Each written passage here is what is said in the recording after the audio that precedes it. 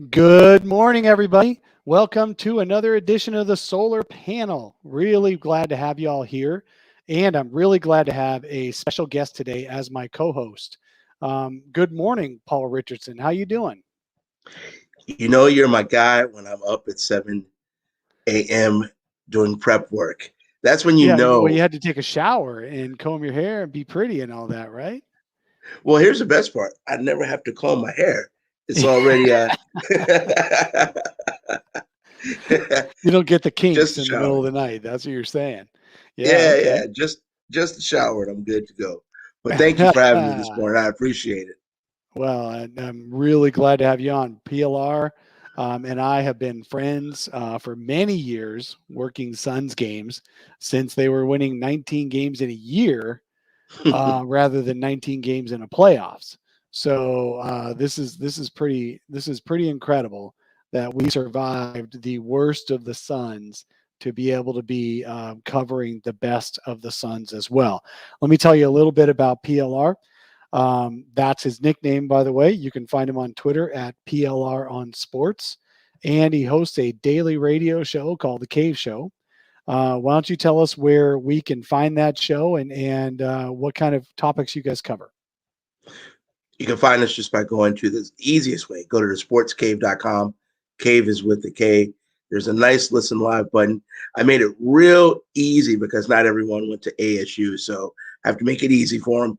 And we're on every day at 1 o'clock, and we talk about literally everything. We're not just local. We cover a lot of national topics, as well as we have a reporter that lives in Florida. So we get some good Oh, Miami stuff going as well with topics, but cover everything. Now, I will never tell a lie, and if your feelings get hurt easy, then you know I'll pre-warn you. That's my disclaimer. But I am a Bears fan, so I get a little emotional every Monday. So you just got to be careful when you call in if you have any disparaging remarks about the blue and the orange.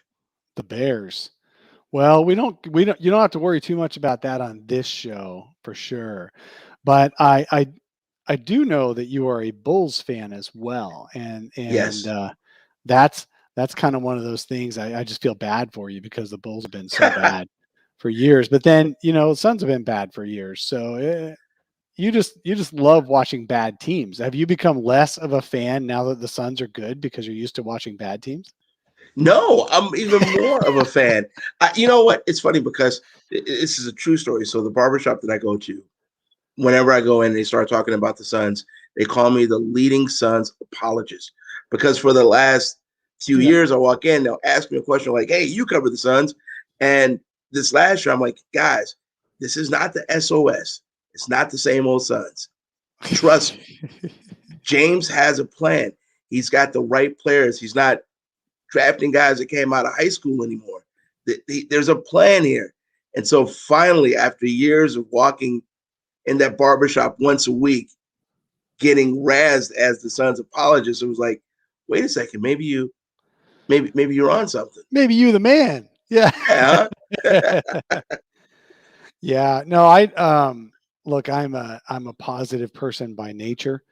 I did not name my website brightsideofthesun.com, but it does fit my nature. And I apologize for Lance Blanks for a short period of time. I apologize for Ryan McDonough for a much longer period of time. Um, and I've always apologized for James Jones as well. Now, what's funny about James Jones is people never called him overall incompetent. He's too nice, right? Too quiet and nice and all that. What they did is they questioned every single move in a microcosm rather than looking at the big picture of a team that can win. And what just simply happened with James Jones is he went from taking over a 19-63 team, turning him into a 34-39 team in 1 year, and then a finals team the second year. We can no longer question James Jones's moves, even this summer. Even this summer, when the Suns aren't doing a whole lot other than running it back, we've got to trust that James Jones knows what he's doing in a big picture and not look at every individual move. So before we get into our overall topics today, let me just give a high level to the show watchers. I've got it in the notes on the show as well, but basically we're going to talk about the top challenges to the Suns in the West, the top challenges to the Suns in the East when they make the finals again. We're going to talk about where do we think Ben Simmons is going to go. And then we're going to talk about where do we think the other guys are going to go who've been sitting on the trading block waiting to get moved or at least speculated to get moved. Then we're going to go back to the Suns. In particular, we're going to talk about who on the Suns might have a breakout year. Everybody last year had a breakout year. Who's going to have an even another breakout year this year? And then because everyone had a breakout year, who's going to regress back to the mean? And I'm going to take a little bit of a walk down memory lane to the 2013-14 Suns, who also had a full year of breakout years, and who regressed to the mean and who stayed at the top after that too. So those are our big topics for the day, folks. Before we get into those, I want to do a little bit of housekeeping. I don't know if you all know this, because a lot more people lately, since we've done the switch on the hosting of our podcast feed, most people are watching the YouTube version of this show. Thank you for showing up again today. And a lot of people just watch it later on. But we also have a new podcast feed that only, I know it's off season, so listenership is down for that reason. But you guys are missing out if you're not if you're not hooked up to the podcast feed, because every midweek I'm getting interviews with big national folks. Just this past week, John Schumann of NBA.com and I talked through his West and East power rankings, mostly the West power rankings. We touched on the East as well, how he came up with the Suns being number one in the East, or in the West, excuse me. So you guys got to subscribe. So I'm going to play you a little bit of a commercial that my buddy John Boyda, Darth Boyda of Suns Jam, and also a writer for brightsideofthesun.com, help me put together to help you guys do a visual imprint on what our new feed is. For those watching this episode on YouTube, I've got some news for you. You're only getting half the story. The Solar Panel Podcast delivers you an additional special episode every Wednesday with a national personality from places like The Ringer, The Athletic, Bleacher Report, Sports Illustrated, ESPN, NBA.com, and everyone else. You'll hear what the non-locals think about the Suns and the NBA in general. It's a new feed, though. You've got to click some buttons. Forget the old one. Get the new one. Go to your favorite pod app. Search for Solar Panel Podcast with the orange logo. While you're there, subscribe, rate, and review. And if you leave me a 5-star review, I'll give you props on the air. So there's that new commercial. Isn't that pretty cool? Darth Voida does a really good job on that thing. I like that. That was pretty nice. I like the new logo. Yeah, he did. He also helped me with the logo too. Yes. So, okay, everyone, make sure you actually do that. Make sure you go on there and find the new podcast feed. I'll put the link in the chat toward the end of the show so people can flip over there after this show is over so they can back listen to the other interviews I've done. Okay, let's get into the show today. I want to welcome all the ballers, all the flaming ballers. You guys can hit that join button anytime. You can hit the thumbs up. I'd appreciate that. That helps the algorithms and all that on suggesting this show to other watchers of Suns content. Let's jump into our topics. So PLR, did you see, by the way, have you seen any power rankings in this offseason and where they're some national media are putting the Suns kind of lower in the West than they finished, third or fifth or whatever, and others are putting them at the top? What's your take on where the Suns are going to finish next year? I think the Suns are definitely the best team in the West. I've made no bones about it. I've talked about it on my show, and I broke down why. A lot of it has to do with the Suns. A lot of it has to do with the teams in the West and the way they're currently constructed, their age, and a little bit of everything else. So I personally believe they're the best team. Do they have the overall best player? Maybe not. Do they have the overall best shooter? Maybe not. The most dynamic player? Maybe not. But collectively, I think they're the best team in the West. Excellent. Yes. So who do you think, PLR, who do you think, and I'm going to ask the ballers too, put it in your comments, put it in the chat. Who do you think is the Suns' biggest competition in the West this coming year? Maybe give me 2 or 3 teams you think can knock the Suns off. I mean, you always have to say any team with LeBron James has a chance. But I look at the Lakers a lot differently than a lot of other people. I mean, let's be honest. Anthony Davis gets hurt going to the refrigerator to get a Coke. So that plays a part. Especially if How he's Russell driving the lane with the ball. exactly how Russell Westbrook is going to fit plays a part. Their age plays a part. So I think all that goes in.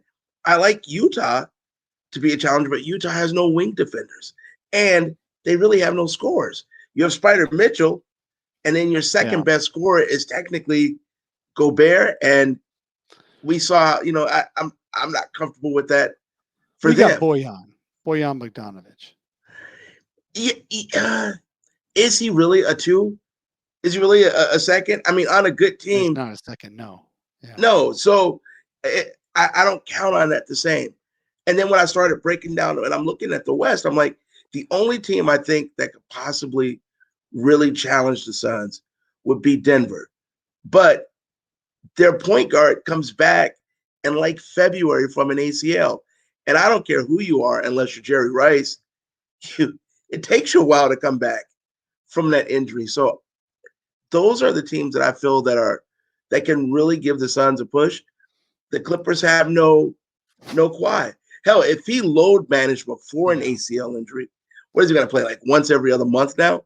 So yeah, I'm not worried about them right now. So I just don't see a competition in the West at the level everybody else does. When I say competition, I don't mean they're going to win 70 games and walk through. I just think put together wise, there's no team that's put together like the Suns.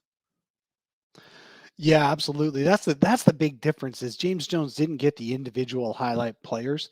I mean, obviously, he's got some very good players. He identified the core of the Suns right away and built the whole team around them. He said in day one, he was like, I got DeAndre Ayton, I got Mikal Bridges, and I got Devin Booker, and I'm going to build a team around them. And there was a lot of skepticism at that time. Back then, there was a lot of skepticism that Booker and Ayton could pair up and that Bridges could cover for them enough defensively. Turns out DeAndre Ayton's one of the best defenders now in the league, especially as a big man. And Devin Booker is passable. And we knew this as we were watching them. PLR, you and I, all the ballers in the chat, everybody who watched the Suns every game, even in that 1963 season when Ayton, Bridges, and Booker were all there, you could see the makings of a really good core, two-way core. James Jones saw it too. And he said from day one, he's not going to bring in another 19-year-old point guard to run the show, even though they might have had one of the top picks again in the 2019 draft. That didn't end up turning out as well. I mean, gosh, I think they probably would have drafted John Morant if they ended up at number 2 in the lottery that year. But because they didn't, he went the way he originally planned to go, and he got a veteran. He got Ricky Rubio and all this. So what I'm saying is that you don't have to have the best individual players to win the West. You need the best team to win the West. And the Suns have the best overall team. I mean, I think the Suns have the best number 4. Number 4 would have to be Mikal Bridges. Is there any team with a better number 4 than him overall offense, defense? That's saying a lot. I'll go through the teams like you did. I think the Lakers, I mean, my God, are they going to bring walkers to the game for everybody on the sidelines? No more. They don't need chairs anymore. They need walkers so they can help themselves stand up while they get their breath. They're going to have oxygen tanks on the sidelines. Rajon Rondo actually made a comment when he signed the other day. He said, gosh, I went from being one of the oldest guys on my team to the youngest. And he's 35. Very true. Very true. So I'm skeptical that the Lakers, obviously, if the playoffs hit and LeBron James is 100% and Anthony Davis is 100%, the Lakers have as good a chance as anybody. But they have not shown an ability to be 100% consistently. And the other thing is the Lakers carried themselves although they still only finished 7th in the West, missing Mhm. LeBron James half the year and Anthony Davis half the year. But they still had the number 1 defense in the league last year. What did they do this offseason? They got rid of all those defenders. They're almost entire turnover on that team, and it's all offense. So, but they're not great offensive players. So unless you have a really healthy LeBron James and Anthony Davis all year, their offense is still going to be mid-pack, and now their defense is dropping to mid-pack. So I'm really skeptical on the Lakers. I mean, I think they'll end up in a playoff spot, but I think it won't be much better than it was this past year. And people are going to say, well, they would have won that series against the Suns if they were healthy the entire series. But Chris Paul was playing with one arm. Mhm. So we don't know what would have happened. I picked the Suns before the series started. I just thought it would go 6, 7, 8 games, not 8. I joked about 8 games. But it was, I thought it would go a long series, and it ended up kind of long, but really the Suns won the last 3, and it was not even close the last 2. So there's that. Denver, yeah, they were without Jamal Murray, but and Jamal Murray might be healthy by next playoffs, should be healthy by next playoffs. But the Suns swept Denver. So Yeah. what does Jamal Murray do? Does Jamal Murray flip that entirely, or does he just make it a 6-game series? You know, I don't know. I think that it's going to be Denver is going to be a very tough out this next year. But anytime you got Michael Porter, no defense, Michael Porter out there as your second or third best player, it's going to be tough to win deep in the playoffs. The Suns proved it. You have to be able to play defense to win deep in the playoffs. Mhm. The Jazz, continuity, they've got continuity, but they've also shown that continuity has a ceiling. And I don't know if you can break through it. Any other surprise contenders? Anyone who you think could be this year's Suns? PLR. No, and I'll tell you why. I know a lot of people want to hitch their flag on Dallas. This has been my take on Dallas.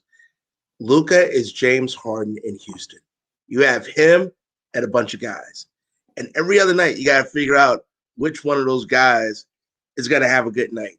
If they have a good night in the regular season, they win games because you can't really guard Luka, and you can't set up a defense for Luka in the regular season when In it's the the second regular game of season. a back-to-back. Right. Yeah. In the playoffs, you can plan for Luka. And I love Tim Hardaway. But I will say, hey, I'm going to contest everything Luka does and make Tim Hardaway beat me. And I'll Yeah. take my chances with that every single time. Portland is a mess. They lost to Denver in the playoffs with a better backcourt. I mean, if no one really stopped to really put that in perspective, they were running out, Denver was running out a 30-year-old rookie, and they beat Portland with Dame and McCollum. You really, I mean, you should not, right there. I don't care if you have Jokic. Fine, we'll figure out a way to neutralize him, but we have these two, and they figured out a way to lose. I don't know if that's Terry Stotts, and now that he's gone, it'll be a difference. But to me, this team is not put together as a team. It's put together as Dame and his guys. And I think that makes a difference. No matter how great he is, that'll make a difference. So I don't really see a surprise team on the rise like the Suns were What last about year. Golden State? What do you think about Golden State this year? If Golden State trades for Ben Simmons and gets rid of Draymond Green, I know I'm like on this way out ledge. I think that revitalizes them. But outside of that, Clay coming back from 2 major injuries. Steph, think about it. Steph averaged 70 points a game and they missed the playoffs. So let's see what happens when people come back. Look, you can put the band back together. Doesn't mean it sounds exactly the same. And the NBA is different as well. If let's say KD never left and they just kept going, you'd be nuts to bet against him. But he left. And you can't, I hate when people say, well, they were a 73 win team without him. That was a different time. That was a different NBA. And they were all in their prime, and they were surprising the league. Like the Suns won 62 games in 04-05. Did that mean they were going to win everything and keep winning? No, because the league adjusted to them a little bit. Golden State, obviously, 5 straight finals. They only lost that 4th championship potential because Clay got hurt and KD got hurt. I get it, but they're not the same team. I'm with you, PLR. I'm with you. Clay, look, they'll be lucky if he's better than a prime Kyle Korver this year, which is great, but it's not Clay because I'm worried that Clay doesn't have the ability to move on defense like he used to. So he'll just be kind of there on defense. Now, will Golden State be better than last year? Yeah, probably. Will they be a top 4 seed in the West? Probably not. That's all I'm asking is who can be a top 4 seed in the West that is totally out of the picture this year, like the Suns of a year ago, and you don't see anybody. I don't think Memphis can grow that fast. Like I agree with you on Portland. They're capped. They're maxed out. I don't think Larry Nance, obviously, I don't think Larry Nance is that much of a difference maker. They do this kind of move every summer. Yeah, I don't see anyone else jumping. The Pelicans are way too haphazard. I don't know what's going on there. I mean, yeah. Their best player wants out. That's what's happening. He's already dreaming of New York, and he's pretty much made that clear. He's a big market guy. And when I say that, I mean talent, personality, everything. And he's really pretty much just, when is my contract up so I can bounce? And you can see it and you can feel that. And if your best player is playing like that, it's kind of hard for everyone else to jump on board when they're already in the back of their mind saying, he's gone next year. So what difference does this really make? Yeah. We've got a commenter in the chat who's having a really good time riling up the ballers. I appreciate you, Rao. You did make a comment that the Spurs are low-key deep. Yeah, but that kind of like the way the Suns used to be low-key deep, which is deep with unproven players who can't win. The Spurs are going to fight more for the number 1 pick than they are the number 1 seed. So really, we've got a challenge there. We got a challenge there in terms of are the Spurs really going to be that good? They're probably not going to be that good. Yeah, so we'll see. We'll see. Yeah, winning Buck Dog. Winning will change things in New Orleans. Absolutely. But they got to win first. They got to win first. So and I don't see them winning with the way the setup they have. I just don't. Mm-mm. Well, they got rid of the Master of Panic, so that should help. With Stan Van gone. So Stan Van. Stan Van. So with with the Master of Panic gone, that should help a little bit. But when you look at this, at the way that team is put together, Brandon Ingram might be one of the most talented young players, and he's overshadowed. And so sometimes I think, is he thinking, wait a second, do I have to keep backing my game up a little bit so they can make someone else happy? Or I know I signed for the money, or do I just kind of bide my time for when he's gone and then I could become the man on this team? So I just don't know if I like the way that team is put together. Yeah, I don't know if I like that. I look, so let's just assume that the Suns get through the West again. Let's make that leap, okay? Let's make the leap that the Suns push all the way through to the West. Who's their biggest competition in the finals this year? Give me your top 3. I'm pretty sure I'm guessing your top 1, but give me your top 3 competition make the finals in the East. I think it's really only a 2.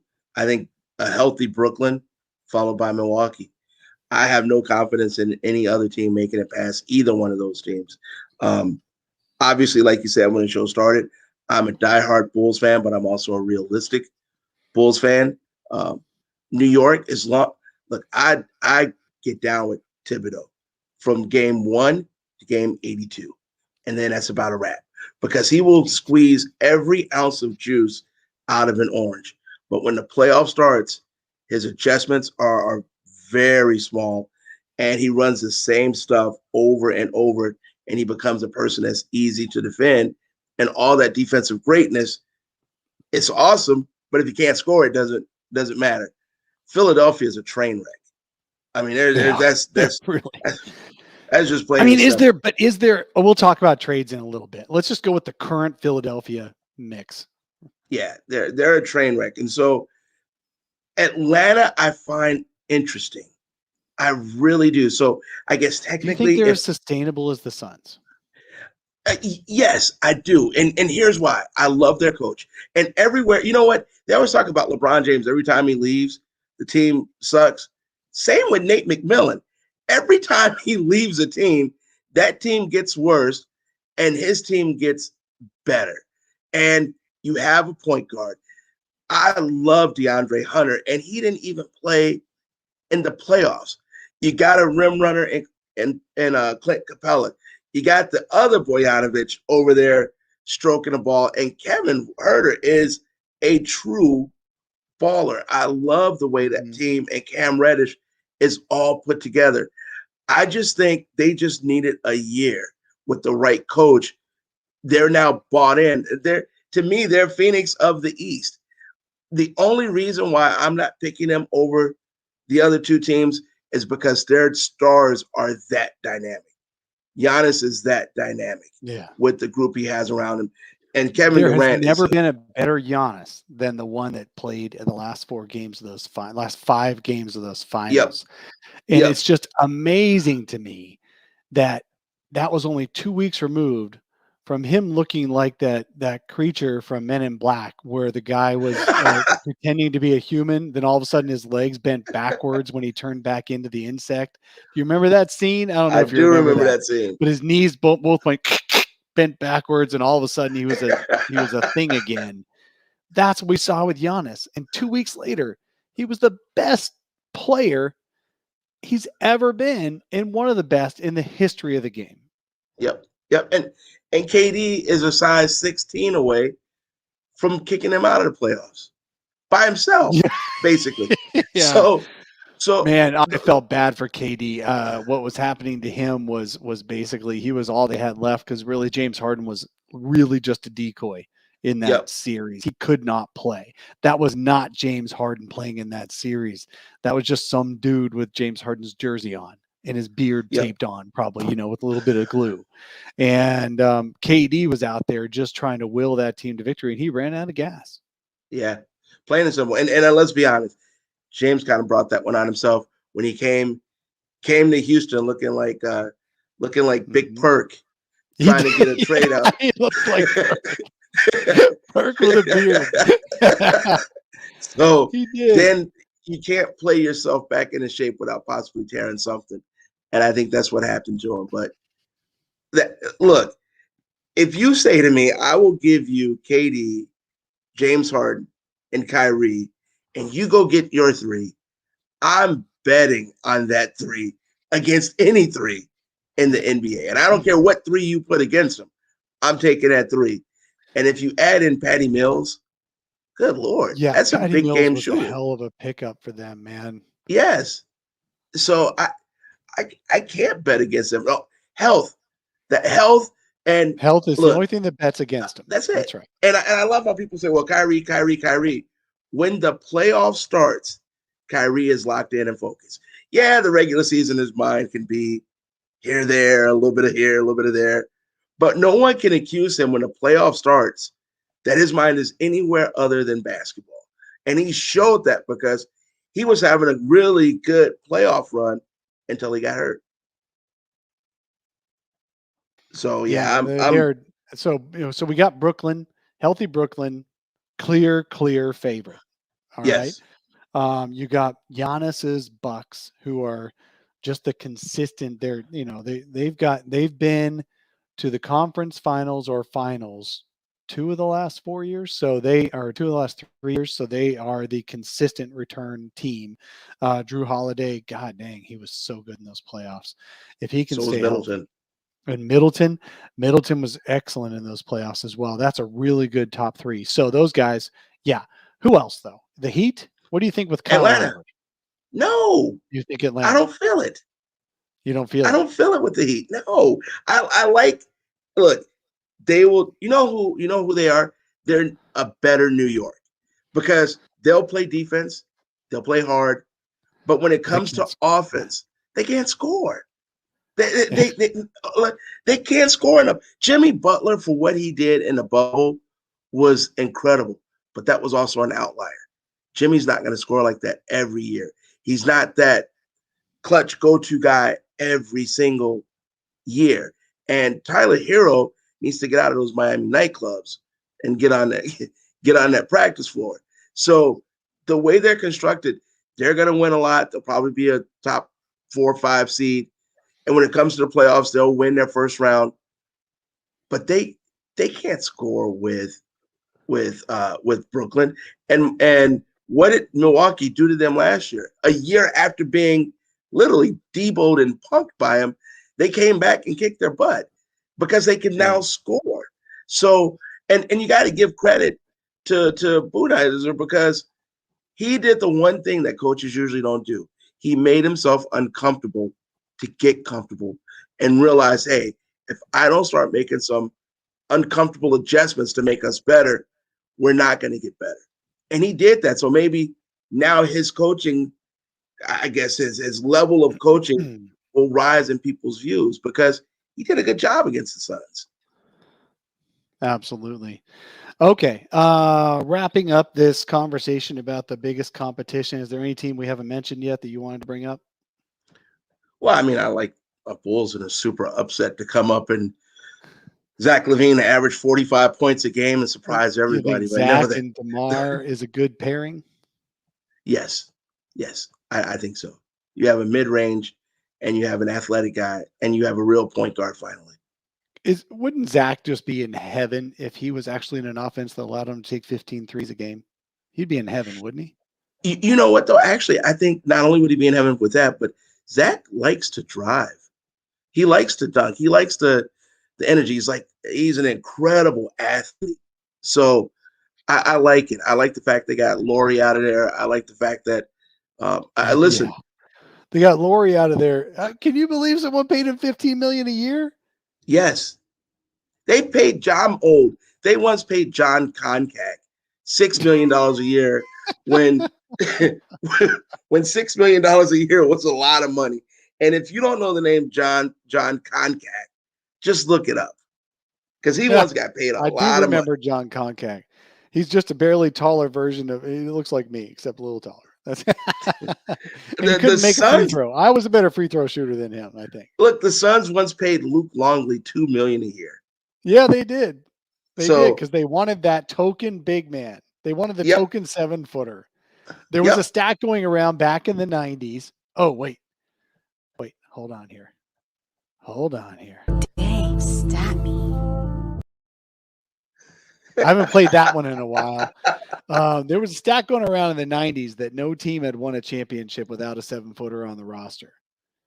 And so what did Jerry Colangelo do every year in the 90s? He found some rando 7-footer. And the only time that we got lucky was when he didn't have to trade away a good player to get one. Hey, Jordan and Pippen should have got a cut from all those cats that went and made money after their title runs because a lot of bums got paid. They made a lot of guys look good. That's for sure. Okay. One more wrap up of the East and West contenders. And I'm going to do this a second time on the same show because you guys have been really missing. Dang, stat me. Dang, stat me. Even again. Okay. So I'm going to give all credit on this to Espo. Espo and I are still friends, although I'll give him even more of hell on social media now. But all credit to Espo. He made a tweet the other day pointing out that the Los Angeles Lakers right now are a team full of all-stars. Unfortunately, it's the 2013 All-Stars. Did you know that every 2013 All-Star is on the Lakers except for Chris Paul? That is true. That is true. It's unfortunate that was 8 years ago in their behalf, 9 years ago by the time the playoffs hit. But yeah, sure. They can win an all-star game in 2013. That should be Space Jam right there.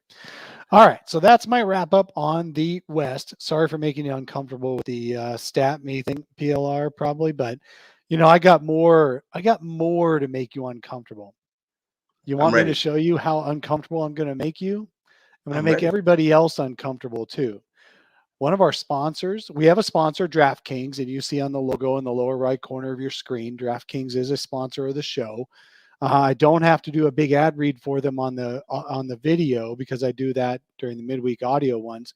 What I do have as another sponsor is Manscaped. And now I'm going to play you a commercial so I don't have to live read this thing, but it is a great commercial, also helped put together by Darth Boyda. Give him a shout out in the comments, please, ballers. Here we go. Now, don't leave. Don't leave. We're going to be back in 90 seconds.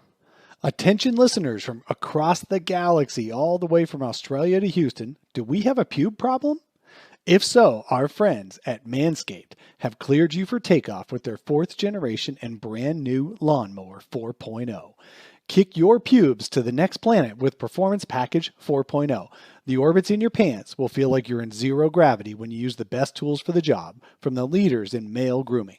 Join the 2 million men worldwide who trust Manscaped and get your rocket ready for takeoff by going to manscaped.com for 20% off plus free shipping with the code FlamingBallers. That's special for you guys, our solar panel listeners. The code is FlamingBallers for 20% off plus free shipping. Inside this package, you'll find their Lawnmower 4.0 trimmer, the Weed Whacker ear and nose hair trimmer, the Crop Preserver ball deodorant, Crop Reviver toner, Performance Boxer briefs, and a travel bag to hold your entire solar system. Get 20% off plus free shipping with the code FlamingBallers at manscaped.com. That's 20% off plus free shipping with the code FlamingBallers at manscaped.com. Your dick and balls need some help. For a clean trinity and beyond, your space balls will thank you. There we go. There we go. Now, in all seriousness, in all dead seriousness, that's a good product. You got to get the product. Your woman will appreciate it. You don't want to be going rogue down there. You don't want PLR's hair down there. You just don't. So PLR, you got to do some kind of manscaping, don't you? Well, yes, but the way you phrase that, you don't want PLR's hair down there. I think what they meant was, because they can't see it, they meant the dreadlocks. So I'm even talking the beard. You don't even want that beard down there. No, it is a great product. You want to stay fresh and clean at all times. Don't just keep the beard tight. Keep everything tight. All right. Good for us. Now, we got past the Manscaped piece. Now let's get back to business. Thank you all for paying attention. Thank you in advance for buying product. That's really, really helpful. All right, let's get back to the next topic I want us to delve into is, where do you think Ben Simmons will end up, and why should it not be the Suns? First, where do you think he's going to go? I really think he should go to Golden State. That would be my. I think that would fit him perfect, but it has to be for Draymond. And is Golden State ready to part with Draymond Green? I think there comes a time in your life where you got to move on, and Golden State's trying to. They're the Temptations trying to bring back Eddie Kendricks and David Ruffin every single time. There comes a time where you got to move on, and if they can do that, they're fine. Honestly, I don't know if Ben Simmons has a fit in too many places where he's an unwilling shooter. I think that's the problem. It's not that he can't shoot, he's unwilling to shoot. And so if you're playing with the best shooting backcourt of all time, that alleviates a lot of pressure on you. But where else is he going to go where he's not going to be asked to do something offensively? And then the other part of that is, what do you got to give up to get him? I mean, let's be honest. They're trying to sell him like he's a steak, when in essence, his game is that of a pigeon. So it's like, don't give me pigeon and tell me it's steak. They want too much for him. He's really a power forward that can't score. And I'm not calling him this person. Don't get me wrong. But would you give up what they're asking for DeAndre Jordan in his prime? Because that's really what he's giving you. He's giving you defense at a high level, blocks, and he can push the ball. And obviously, he's a great passer. I mean, he can push lead the ball, a team's offense. But you know something? If you don't have to worry about him shooting, depending on who you're playing, you don't have to worry about him passing because you can take that away. So I just don't Yeah. know. Honestly, until he shoots, to me, there's only one team that he fits with, and that's Golden State. Well, it's interesting, and the only reason you're saying Golden State is because they made Draymond relevant, right? They made him an all-star, even though he refuses to shoot. So the obvious would be that you've got to trade Ben Simmons. You've got to trade Draymond in the package for Ben Simmons because you can't have both of them on the court, right? Mm-mm. Mm-mm. But Ben, Draymond would shoot. What's that? Draymond would shoot. It's just when he shot, you were like, oh no. No, this But he would past year actually shoot the ball. it was embarrassing. I was embarrassed on his behalf this year. Literally, players would play 20 feet off of him, and if he took a shot, he took a shot. But it was going to be at the 30%, frequent range, and he was going to try not to shoot more often than shoot. It was bad this year, and it's going to continue to stay bad. So you've got to, if you're going to bring in Ben Simmons, you've got to get rid of Dre. Well, guess what? Dre already does what Ben Simmons does offensively in terms of passing without shooting. Dre already plays a better defensive position for Golden State's needs than Ben Simmons does. Ben Simmons cannot be your 5 defending the paint. He can be a 4, but he can't be a 5. He doesn't have the stones to do that. So then what do you got? You basically have Ben Simmons is a little bit longer and a little bit more dynamic, and so he's a bit more of a star than Dre, but you're basically just doing a swap. And Golden State has already shown that they don't have the shooters, the depth of shooters. It was easy to make Dre an all-star when you've got Kevin Durant, prime Klay Thompson, and prime Steph around him, because it didn't matter if he couldn't shoot because they were still double teaming those other guys anyway. Mm-hmm. Now you don't have to double team. Now those other guys can't make you pay being double teamed as much. Klay is not going to be quite as good. If he's as good this year as he ever was, wow, awesome. More power to him. I just don't think he will be. And Steph is Steph. Steph's going to still be great, but they just don't have the depth of shooting that they used to. Otto Porter doesn't scare anybody. Who's their number 3 shooter? Who's the number 3 shooter on Golden State now? Even if you make Klay number 2, I don't think they have one. I don't think they have one either. I don't think they have one either. So you think Ben Simmons to Golden State? I think he'd be great in Portland for CJ if they could do that. Pair him with Dame Lillard. There's no way Portland's going to trade Dame Lillard for Ben Simmons. Unless they're really punting, but they've still got the same GM, so they're not going to really punt. If they fire their GM and go with a different GM who wants to start over, then I could see that happening potentially. But what about a Ben Simmons for CJ trade where CJ goes to Philly? First of all, is Philly better? Yes, because I don't care who you are. If your coach don't want you and the best player don't want you, that synergy is basically saying you have to go anyway. All he did by saying, I want to be traded. Come on, Dave. We've been young before. When you break up with someone before they break up with you because you know it's coming, but you want to be the one that said, I broke up. Yeah. So that's basically, yeah. That's all he's doing. I think CJ, that trade would work. Problem is, Daryl Morey is in the business of quote unquote winning trades. And I think that's a bad business to be in. Sometimes you don't have to win the trade. You just have to come out even in the trade. And in his mind, James he has Jones, to win the the GM, trade. is a perfect example of that. Yep. And Morey doesn't do that. Everything with him is, I got to win this trade. Well, you couldn't get a crackhead to trade 3 first-round picks and a player, and that's an all-star for Ben Simmons. It's not going to happen. So Ryan McDonough doesn't have a job anymore. Not going to happen. Yeah. Wow, that was cold. So it's not, because you can't look at what you think Ben will be. You have to trade him. If I'm taking him, I'm trading based on what he is. And so I'm going to give you a package based on what he is. Because if he comes to, let's say he gets to Portland and he still has shooting aches. And you've given up 2 first-round picks and CJ and a throw-in. Well, I just fired myself as a GM. So I'm not doing that.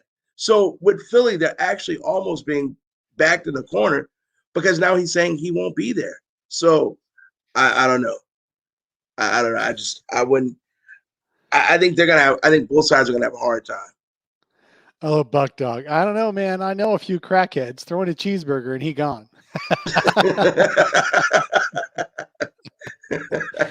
Truth. Oh, hey, Darth Voida just threw out Minnesota for D'Lo. No, wouldn't do it because they don't want to upset their big man, who's the star of their team, and D'Lo and him are You don't besties. think Carl's going to be more interested in winning now than playing with a friend? No. I think Karl Anthony Towns is an incredible player, but I've yet to see that type of dog yet, to be perfectly honest with you. Okay, so actually, I had forgotten to bring up, do you think Minnesota is a dark horse for a playoff spot this year? But your comment on Carl probably tells me you don't think so? Nope, not even close.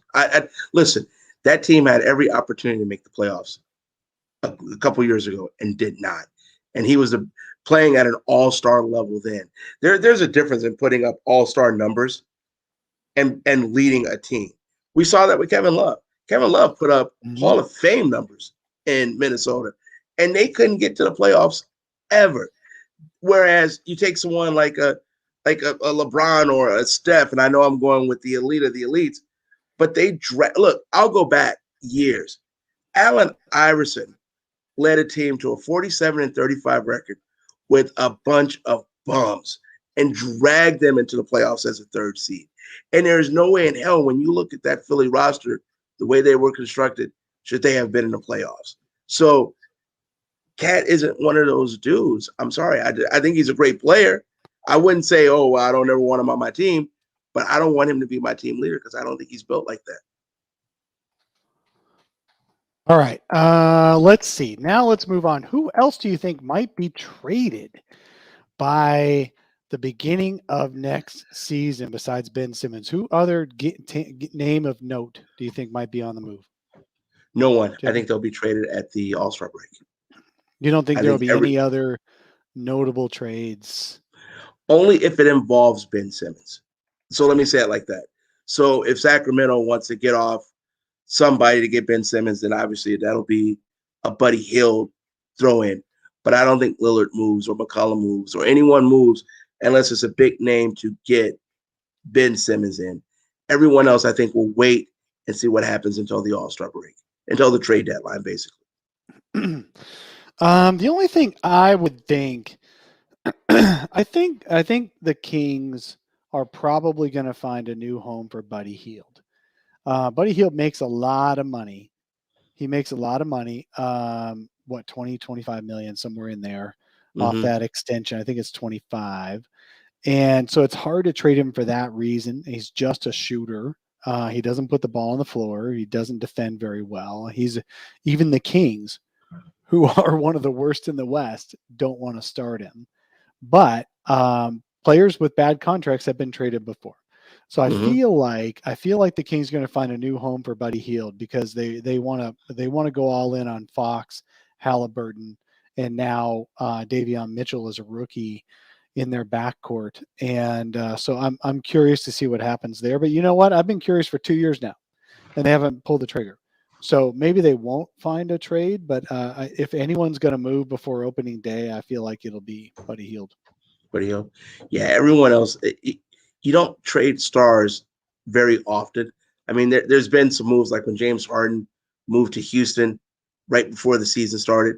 You rarely find that for the level of because you're changing everything on the fly. If you move a Lillard before the season, you've just changed your whole philosophy right there, especially for a guy that's saying he really doesn't want out right now. He's in a wait and see. Now, if he comes out next week and says, I'm not reporting, get me the hell out of here, then you don't have a choice. But I don't see it. I don't think Buddy's got the fortitude to hold out like that. But anyway, okay, so let's move on. Now let's talk about the Suns. So we talked about all the other teams. Now we're going to talk about the Suns. We've already agreed that the Suns are at least going into the season the strongest team in the West. They had everybody have a breakout year basically last year, although I would quibble. I don't think Devin Booker's year was breakout year. I think he had a better year the year before, personally. But who on the Suns this year do you anticipate being notably better than last year? I think there are two people. I think DeAndre Ayton is going to be better, remarkably better, because what he did in the playoffs, I think, gave him incredible confidence. So I don't think he's going into the regular season thinking, no matter what he says, thinking, I wonder if I can do this with these guys. I think he's going into the season saying, I know I can do this. This is what I've done. I've guarded everybody defensively. Now, offensively, watch what I can do. So I think that's one. And two, Cam Johnson, because Cam is in an interesting position. Because Cam isn't he's too good to not get paid. But I don't know if the Suns are going to technically be able to afford him if he is that good. Because you're not going to be able to afford McHale and Cam.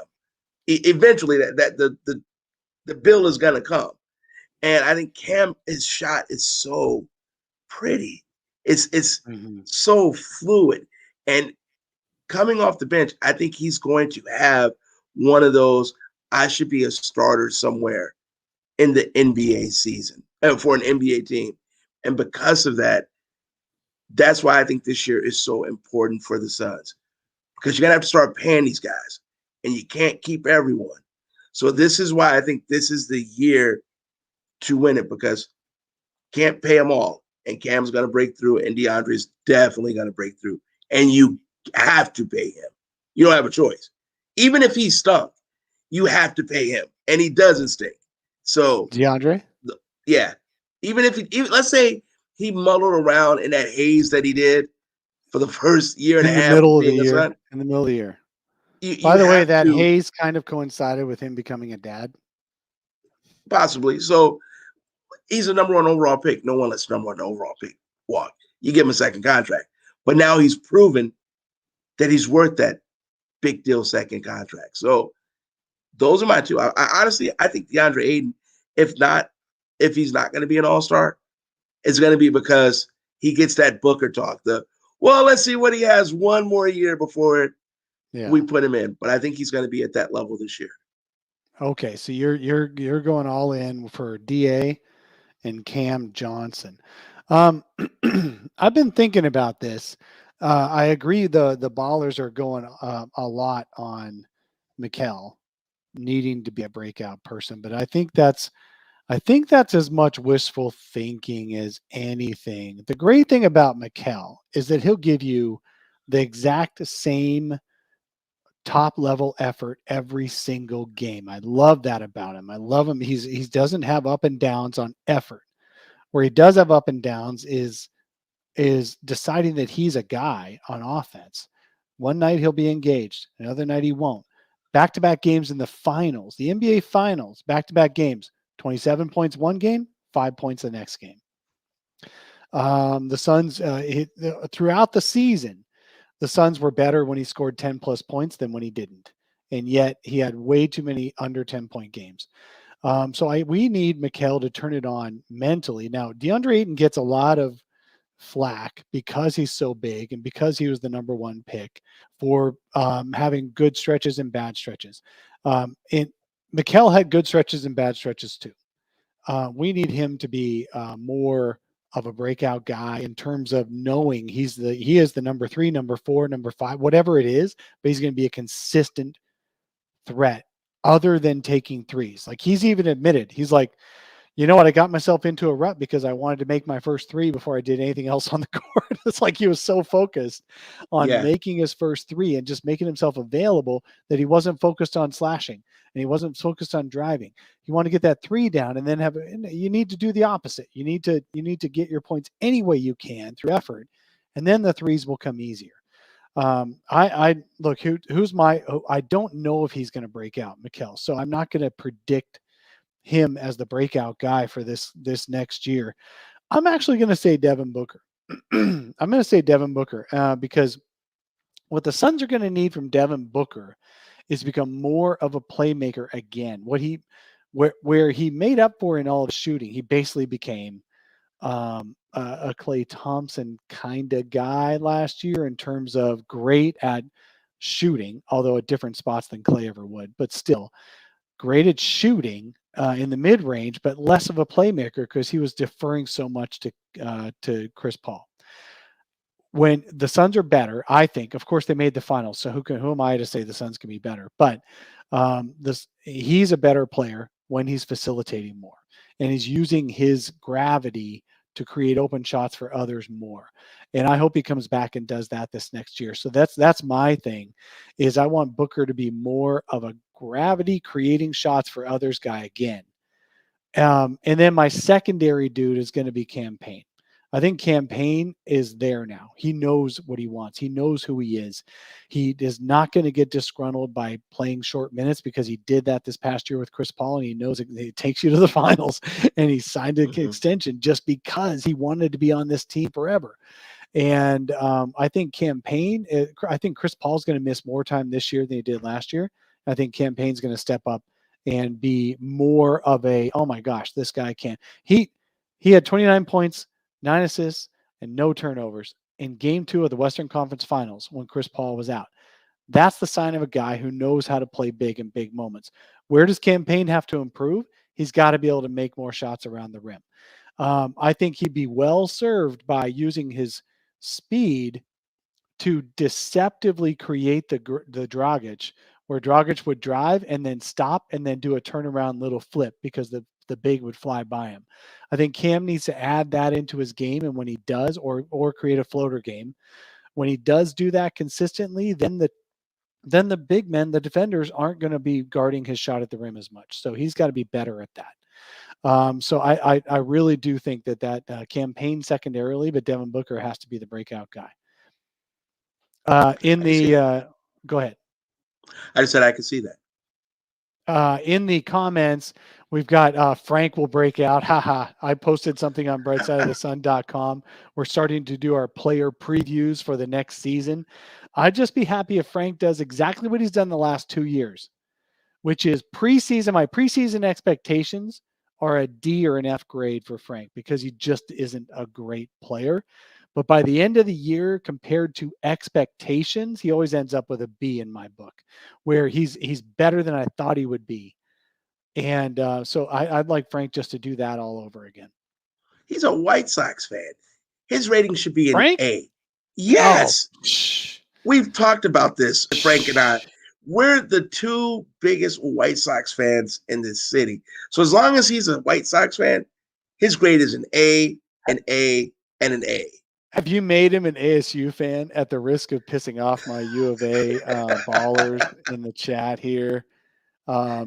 He should be an ASU fan by default just because of what he's done to the Wildcats. Oh, wow. I like that. But no, he is a true one. He's a fan of the good guys. So him and I have laughed about that a lot. He's a good guys fan. All right. Let's move on. Now, unfortunately, not everybody has a great year. They just don't. In my opinion, Dario had a real fallback year this year. Dario Saric, even before he went down in the knee, and I think he did make a big difference. Being without Dario in the finals made a big difference because Dario could have spent some time on Brook Lopez, not on Giannis. It still was going to be Ayton all by himself on Giannis with backups from guys like Torrey Craig and Jay Crowder just getting trucked. So I wouldn't have made a difference on Giannis, but it would have made a difference on the ability to stay on Brook Lopez and grab rebounds because they just killed us on rebounds. Who do you think is going to regress this year for the Suns? Who's going to have a tough year? Chris Paul. And when I say regress, I don't mean regress like he's going to go from Chris Paul to like Steve Stepanski regress. I mean, I don't see him playing the same amount of games. I think you just alluded to that. I don't see him playing the same amount of minutes. Even if he stays perfectly healthy, I think he becomes a 29, 28, 26 minute per night person because you need him more in the playoffs than you do for, a game against Memphis in January. So I don't know if I want to call it regressing. I just want to say I don't think we're going to get an all-star Chris Paul. I think we're just going to get a very good Chris Paul. Yeah, I think we'll see less of Chris Paul this year, but I don't think he'll be less effective than he was. I really don't. I think Chris Paul is going to be really, really good when he's on the court. And I think he's just going to see the court a little bit less. So is that a regression? That might be a regression. Who else do I think is going to who play basically was playing over their heads this year and is going to have a tough time repeating it? I don't know, man. It's tough, but I'm going to go back in time a little bit. I'm going to back up this truck to the 2014 offseason. That 2014 team went 48-34, and almost everybody on the entire roster had career years. We were all saying, "Oh my God, everyone had a career year, and they're just going to keep it going." And Miles Plumlee is now going to be a borderline all-star. If we Eric Bledsoe and Goran Dragic are going to be repeat all-stars. We had all that in the bag. Then the summer of 2014 screwed all that up. Well, good on James Jones not screwing it up this year. Good on James Jones because he kept everybody together. What Ryan McDonough did that offseason was he screwed up because they were fighting over contract extensions and they brought in Isaiah Thomas. James Jones has done it right this year. So I don't know if we're going to get any big regressions. I think all the players are really there. What I worry about is at what point does Jay Crowder start to fall off? A little bit.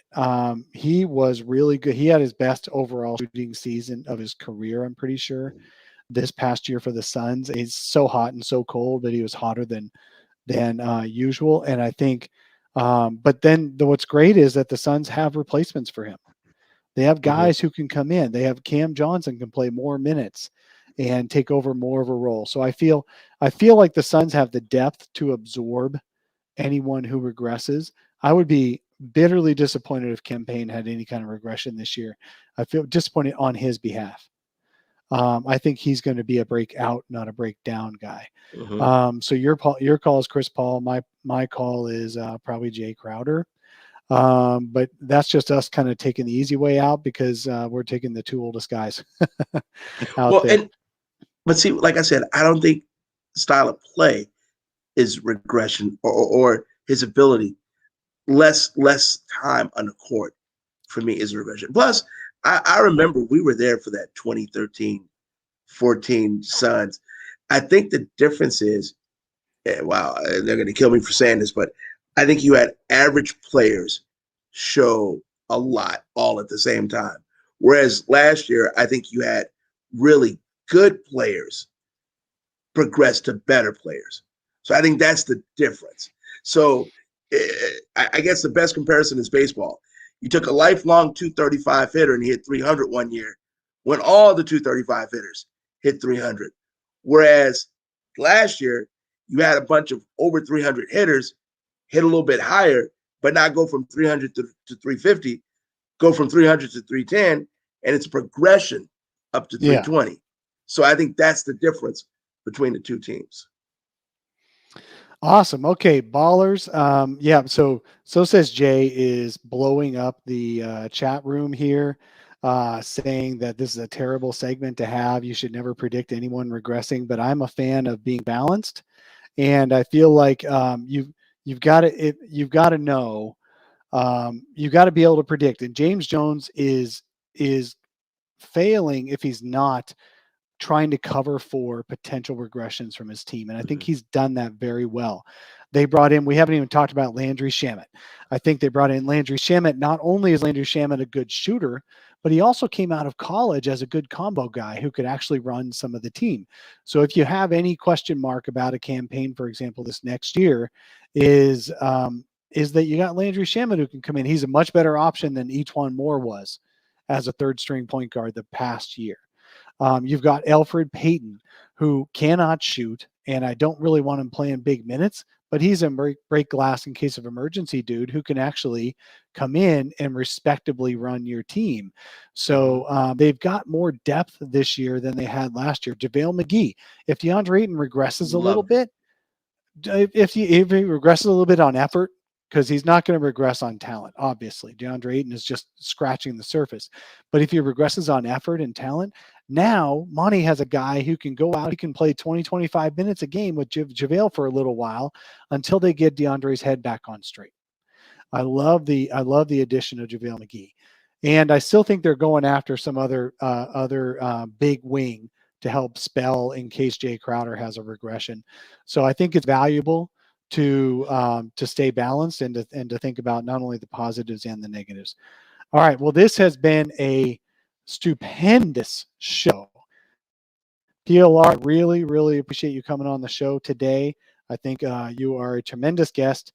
I'm sad I have never had you on before, but you've got your own radio show, so you are constantly busy anyway. What I'd like to do is for you to tell everyone again where they can find you. Where can they find you? Monday through Friday, 1 o'clock, the Kave Show. Just go to thesportscave.com. Caves are always with a K, always. And hit that listen live button, and there we are. Also, we're on Spotify, iHeartRadio. The Kave Show is brought to you by the Sports Cave. And then, of course, the Twitter and Instagram at the Sports Cave. Cave is with the K. Awesome. And you can find Paul all by himself at PLR on Sports on Twitter. Thank you. Yes. There was an assist. I appreciate it. Yeah. You can find me. My name is Dave King NBA on Twitter.